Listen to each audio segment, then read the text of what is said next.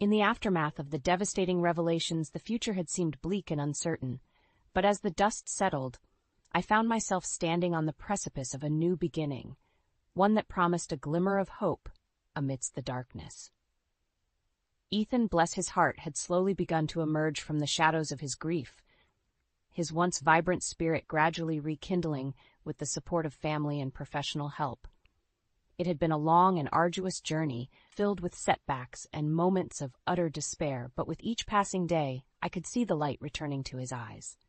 Our bond, forged through the crucible of betrayal, had grown stronger than ever. We had become each other's pillars of strength, leaning on one another as we navigated the treacherous waters of rebuilding our lives without Rick. As for Rick, he had been forced to face the consequences of his actions. The scandal had cost him his job, his reputation, and the respect of his peers. Jenna, the catalyst of our family's undoing, had fled town, her whereabouts a mystery that few seemed willing to uncover. I had filed for divorce, a decision that had been both liberating and heartbreaking.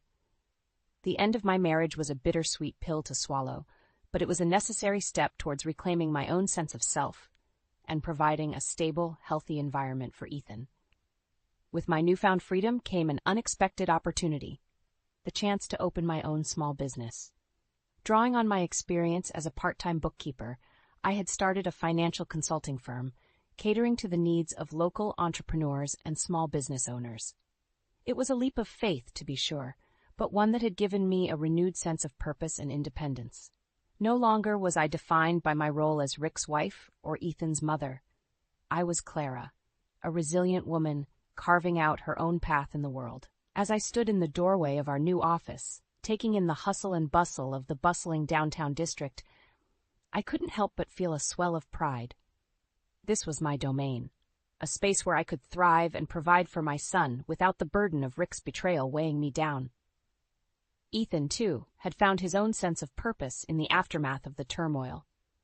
He had thrown himself into his studies, his once wavering confidence bolstered by the unwavering support of his therapist and the newfound stability of our household. "Mom, I'm home!" Ethan's voice rang out, the sound of it filling my heart with joy. I turned to greet him, a warm smile spreading across my face. "Welcome home, sweetheart. How was your day?" Ethan's expression brightened, and I couldn't help but marvel at the transformation I had witnessed over the past few months. "It was great, Mom. I aced my midterm, and my therapist says I'm making great progress." I pulled him into a tight hug, my eyes glistening with tears of pride and relief. "I'm so proud of you, Ethan. You've come so far, and I know your father would be too, if he could see you now." Ethan nodded, his own eyes shining with a newfound strength. "I know, Mom, and, I think I'm finally ready to move on, to start fresh and build a life for myself without the weight of the past holding me back." I squeezed his hand, my heart swelling with a sense of hope and possibility. "That's wonderful, Ethan. I'm here for you, every step of the way. Together, we're going to create a future that's brighter than anything we could have imagined." As we stood there, the weight of the past finally lifting, I knew that the storm had passed. In its wake, a new dawn had risen, one that promised a second chance, not just for Ethan, but for all of us. The next few days were a blur of stunned silence and simmering rage. I went through the motions of my daily routine, a cold mask of indifference hiding the tempest raging within. Everett's desperate pleas for forgiveness fell on deaf ears, and Marla's feeble attempts to make amends were met with a stony glare. I had made it abundantly clear that I wanted nothing to do with either of them, but they refused to leave my house.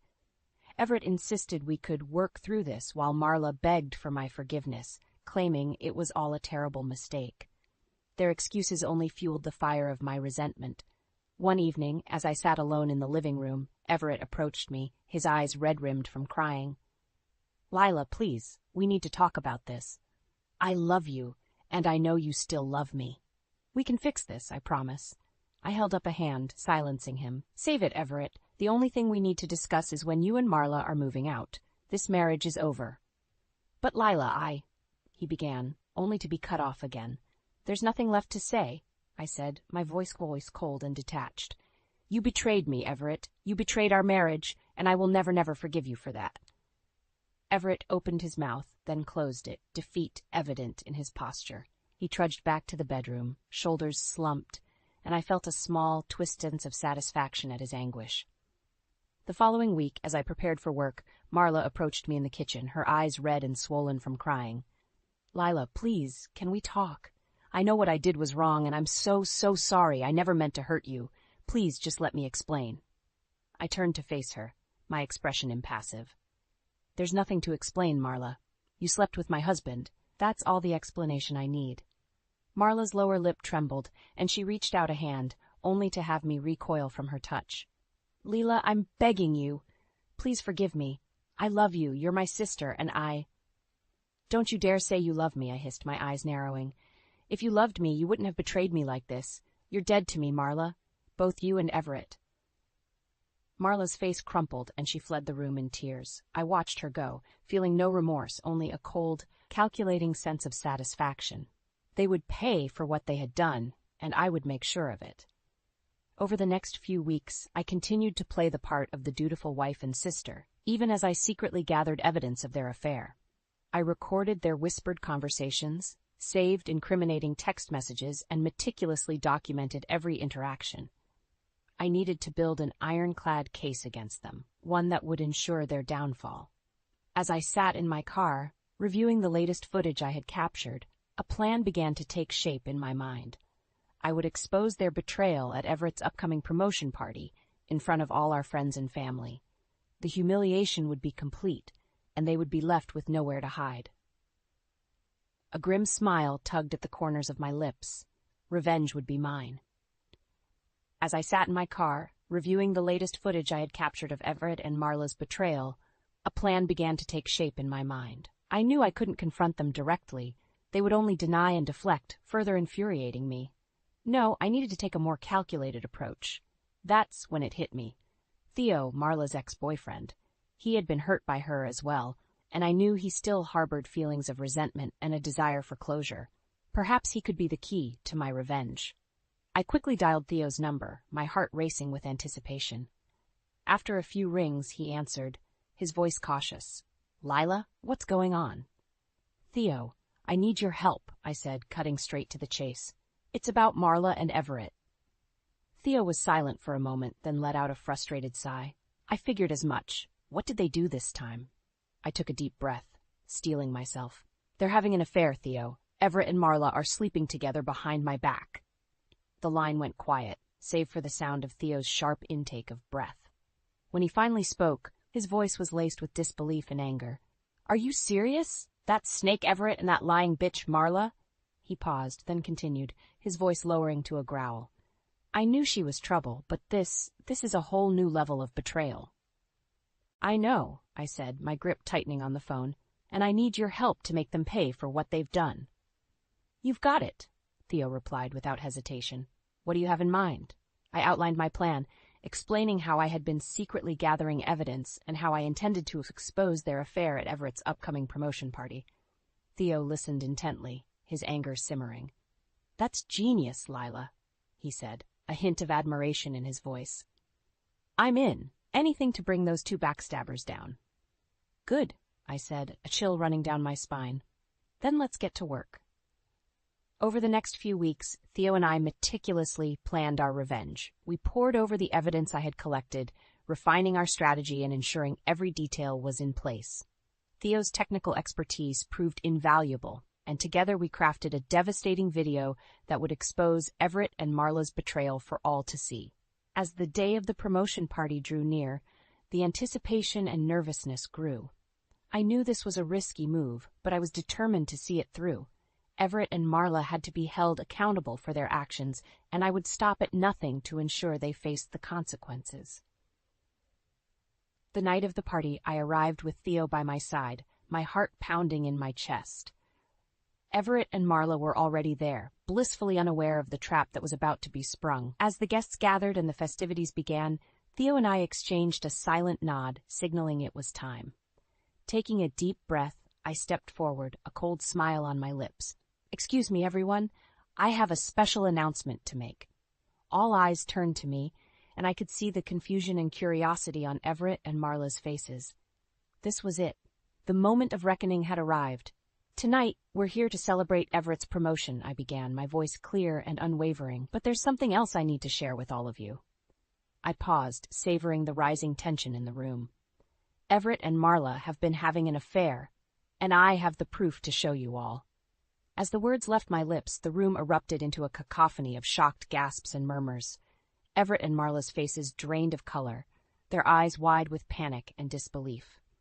I savored the look of sheer terror on their faces, knowing that their carefully guarded secret was about to be exposed. Theo stepped forward, his expression solemn. "Ladies and gentlemen, I'm afraid Lila is telling the truth. We have concrete evidence of Everett and Marla's affair." He gestured to the large screen set up at the back of the room, and before anyone could react, the incriminating video began to play. It was a meticulously edited compilation of footage I had captured, intimate moments, whispered conversations, and damning text messages that left no doubt as to the nature of their relationship. The room erupted into a cacophony of outraged gasps and murmurs as the video unfolded. I watched, my face expressionless, as Everett and Marla's betrayal played out for all to see. Tears streamed down Marla's face, and Everett looked as if he might be sick. When the video finally ended, the silence in the room was deafening. Everyone, including our closest friends and family, stared at the two betrayers with a mixture of shock, disgust, and pity. Theo stepped forward once more, his voice cutting through the tension. "Lila has decided to end her marriage to Everett, and she has my full support in this matter.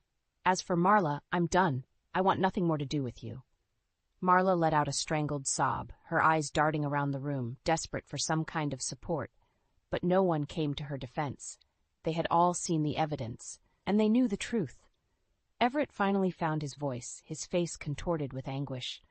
"Lila, please, this isn't what it looks like. I swear I love you, and—" "Save it, Everett," I cut him off, my voice devoid of emotion.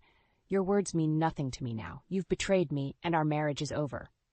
I turned to face the stunned crowd, my gaze sweeping over their shocked faces. "I wanted you all to be here today to witness the truth. Everett and Marla's affair is a betrayal not just of me, but of all of you. They've been lying to us all, and I refuse to let them get away with it." Marla let out a wail of despair, burying her face in her hands. Everett reached for me, but I recoiled, my eyes narrowing. "Don't touch me," I hissed, my voice dripping with venom. "You and Marla are no longer welcome in my life. Get out, both of you." The room erupted into a flurry of activity as the guests began to confront Everett and Marla, their voices laced with outrage and disappointment. Marla, her makeup streaked with tears, fled the room, while Everett desperately tried to appease the crowd, only to be met with scorn and rejection. I stood back, watching the unfolding chaos with a sense of grim satisfaction. My plan had worked, and Everett and Marla were finally facing the consequences of their actions. The betrayal that had shattered my world was now shattering theirs, and I found a twisted sense of justice in their suffering. As the party descended into pandemonium, I knew that this was just the beginning. The true reckoning was yet to come. In the aftermath of the disastrous promotion party, the house felt eerily silent. Everett and Marla had disappeared, fleeing the scene amidst the outrage and condemnation of our friends and family. I couldn't help but feel a sense of grim satisfaction at their humiliation and downfall. As I sat alone in the living room sipping a glass of wine, I couldn't help but reflect on the path that had led me here. My once happy marriage to Everett had crumbled, and the trust I had placed in my own sister had been shattered beyond repair. The journey from love to betrayal had been a painful one, and I knew that the road ahead would be no easier. A knock at the door interrupted my thoughts, and I opened it to find Theo standing on the other side, his expression somber. "Lila," he said, his voice low and serious, "it's time to finalize the plan." I nodded, ushering him inside. "I'm ready. Let's make sure everything is in place." We spent the next few hours going over the details, ensuring that every aspect of our scheme was airtight. Theo's technical expertise proved invaluable, and together we fine-tuned the video footage that would be the centerpiece of our revenge. As the sun began to set, Theo turned to me, a hint of concern in his eyes. "Are you sure you're ready for this, Lila? There's no going back once we put this plan into motion." I met his gaze, my own eyes steely with determination. I've never been more ready, Theo. Everett and Marla have to pay for what they've done. I won't rest until they've been stripped of everything they hold dear. Theo nodded, a somber understanding passing between us. Then let's do this, for both of us. The day of the confrontation dawned, and I found myself standing in the middle of my living room, surrounded by a gathering of our closest friends and family. Everett and Marla had been summoned under the pretense of a family emergency, and I knew they would soon be arriving. Unaware of the trap that awaited them, as the minutes ticked by, I felt my heart racing, a mixture of anticipation and trepidation coursing through me. This was it, the moment of reckoning. Everett and Marla's betrayal would be laid bare for all to see, and there would be no escape for them. When the doorbell finally rang, I took a deep breath and opened the door, schooling my features into a mask of calm concern. Everett, Marla, thank you both for coming. Please, come in. They entered hesitantly, their eyes darting around the room, clearly sensing that something was amiss. Everett reached for my hand, but I pulled away, my expression hardening. Lila, what's going on?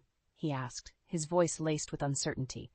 I stepped back, my gaze sweeping over the gathered crowd. Everett, Marla, we're all here today because we have something very important to discuss. Marla's eyes widened, and she began to tremble, her face draining of color. Lila, what are you talking about? I held up a hand, silencing her. I think it's time we all heard the truth, don't you? Everett opened his mouth to speak, but before he could utter a word, Theo stepped forward, a grim expression on his face. The truth is, he said, his voice clear and unwavering, that Everett and Marla have been having an affair, and we have the evidence to prove it. The room erupted into gasps and murmurs, and Everett and Marla's faces crumpled with a mixture of fear and desperation. This was it. The moment of reckoning had arrived. As Theo's words echoed through the room, the atmosphere erupted into a frenzy of shocked gasps and murmurs. Everett and Marla stood frozen, their faces a mask of pure terror, as the gathered crowd turned their accusing stares upon them. I stepped forward, my expression unwavering. It's time for the truth to be told. Everett and Marla have been betraying all of us, and I have the evidence to prove it. With a nod to Theo, he queued up the meticulously edited video, and the room fell into a hush as it began to play. The footage was damning, capturing the intimate moments and whispered conversations that had once been hidden from prying eyes. Everett's face contorted with anguish as the video unfolded, and Marla let out a strangled sob, her hands trembling as she tried in vain to cover her face. The crowd watched in stunned silence, their expressions shifting from disbelief to outrage as the betrayal was laid bare before them. When the video finally came to an end, the room erupted into a cacophony of outraged voices, each one more condemning than the last. How could you do this to your own sister? Everett, you bastard! How could you betray Lila like this? Marla, you're a disgrace. I never want to see your face again. Everett tried to speak, his voice desperate and pleading. Please, everyone, let me explain. It wasn't what it looked like, I swear. But his words fell on deaf ears, drowned out by the wave of fury and condemnation that crashed over him and Marla. Theo stepped forward, his gaze cold and unforgiving. Save it, Everett. There's nothing you can say that will excuse your betrayal. Lila deserves so much better than the two of you. Marla let out a wail of anguish, her eyes darting around the room in search of someone, anyone, who might come to her defense. But the once familiar faces were now twisted with disgust and contempt, and she realized that she had lost everything. Everett reached for me, his eyes desperate. Layla, please, you have to believe me. I love you, and I never meant to hurt you. We can work this out, I promise. I recoiled from his touch, my expression hardening. It's too late for that, Everett. You and Marla have destroyed any chance of us ever being a family again. This marriage is over, and I want you both out of my life. Theo stepped forward, his voice firm and unyielding. Lila and I have decided that the best course of action is for you both to leave town immediately. If you don't, we'll be forced to take legal action. Everett's face crumpled, and Marla let out a strangled sob, the weight of their betrayal finally sinking in. They had been stripped of everything, their reputations, their relationships, and their sense of belonging. The consequences of their actions had come crashing down upon them, and they had nowhere left to turn. As they shuffled out of the room, heads bowed in defeat, I felt a strange sense of satisfaction wash over me. Justice had been served, and the betrayers had been brought to their knees. Now, it was time to start rebuilding my life, free from the shadow of their deceit. The aftermath of the confrontation was nothing short of chaotic. As Everett and Marla slunk out of the room, their faces etched with a mixture of shame and desperation, the gathered crowd erupted into a frenzy of condemnation and outrage. Everett tried in vain to offer up empty apologies, his voice trembling with desperation. "Please, everyone, you have to understand. Lila, I love you, and this wasn't." "Save it, Everett." I cut him off, my voice dripping with venom. "Your words mean nothing to me now. You've betrayed our marriage, and I want you out of my life." Marla cowered behind Everett, her eyes downcast, as our family and friends unleashed a torrent of vitriol upon them. Accusations of selfishness, betrayal, and complete moral bankruptcy filled the air, leaving Everett and Marla reeling. "How could you do this to your own sister?" my mother cried, her face contorted with disgust. "Marla, I'm ashamed to call you my daughter." Everett tried to plead his case, but his words were drowned out by the cacophony of outrage. Theo stepped forward, his expression hardening. "That's enough," he said, his voice cutting through the din. "Lila and I have already made it clear that we want you both out of our lives. If you don't leave town immediately, we'll be forced to take legal action." Everett opened his mouth to protest, but one look at the crowd's unwavering hostility seemed to sap the fight right out of him. Defeated, he grabbed Marla's arm and dragged her towards the door, their hasty retreat only fueling the crowd's scorn. As they disappeared from view, the room fell into a stunned silence, the weight of what had just transpired settling over us all. I stood there, my gaze fixed on the empty doorway, a strange sense of relief mingling with the lingering ache of betrayal. Slowly, one by one, our friends and family members approached me, offering words of comfort and support. Theo stood by my side, a silent pillar of strength, as I accepted their condolences with a heavy heart. "Lila, we're so sorry you had to go through this," my best friend Sarah said, her eyes filled with empathy. "You deserve so much better than those two backstabbers." I managed a weary nod, my voice thick with emotion. "Thank you, Sarah. I can't believe this happened. I trusted them, and they betrayed me in the worst way possible." Sarah pulled me into a tight hug, her grip reassuring. "I know, honey, but you're not alone. We're all here for you, and we'll make sure Everett and Marla pay for what they've done." As Sarah's words washed over me, I felt a renewed sense of determination take root within me. Everett and Marla may have broken my heart, but they wouldn't break my spirit. I would emerge from this darkness stronger and more resilient than ever before. With a deep breath, I pulled away from Sarah's embrace, my gaze sweeping over the concerned faces of my loved ones. "Thank you, all of you. I know this has been a difficult and traumatic experience, but I promise you, I'm going to be all right." A chorus of murmurs and nods greeted my declaration, and I felt a weight lifting from my shoulders. I may have lost my marriage and my sister, but I had gained something far more valuable: the unwavering support of those who truly cared about me. As the crowd began to disperse, I caught Theo's eye, and a silent understanding passed between us. Together, we would move forward, leaving the betrayers behind to face the consequences of their actions. In the weeks that followed the explosive confrontation, I found myself navigating a new and unfamiliar landscape. The divorce proceedings with Everett were swift and merciless, fueled by my unwavering determination to sever all ties with him and Marla. As I sat across the table from Everett's lawyer, my gaze unwavering, I knew that this was the final chapter in a book that had once held the promise of a happy ever after.